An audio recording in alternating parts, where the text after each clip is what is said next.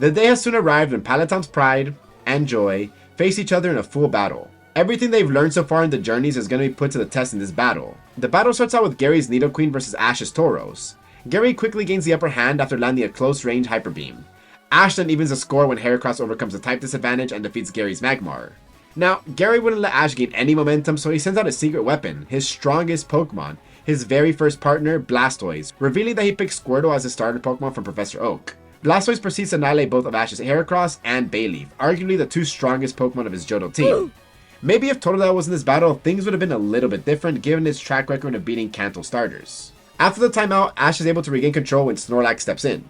It's able to crush both Gary's Arcanine and Nidoqueen. Of course, Gary's no pushover, so he retaliates with his Scizor, slicing through both Ash's Snorlax and Muck. Now Ash is down to his final Pokemon against Gary's 3.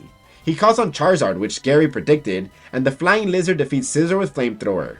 Gary has the perfect counter just in case Ash brings his two strongest Pokemon, Charizard or Pikachu, and that's Golem. Besides the massive type advantage, another one of Golem's perks is that it's so heavy that Charizard can't use it for Seismic Toss. But despite this, Charizard still has other attacks like Dragon Rage, which puts an end to Gary's secret weapon.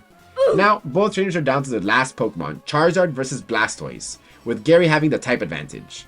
This is one of, if not the most iconic 1v1 battles in the Pokemon anime history, besides Charizard versus Blaziken and Metapod versus Metapod.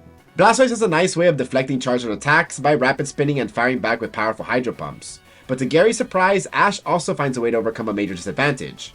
First, he burns the entire battlefield, melting all the stones and preventing Blastoise from moving. And even if Blastoise tries to cool the field, Charizard comes in at close range to avoid the trajectory of Hydro Pump.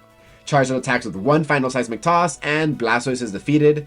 Like before, Gary loses the league to a Seismic Toss on a rock field. He should really avoid these things. This battle proves that Ash has managed to catch up and probably even surpass Gary when it comes to training Pokemon.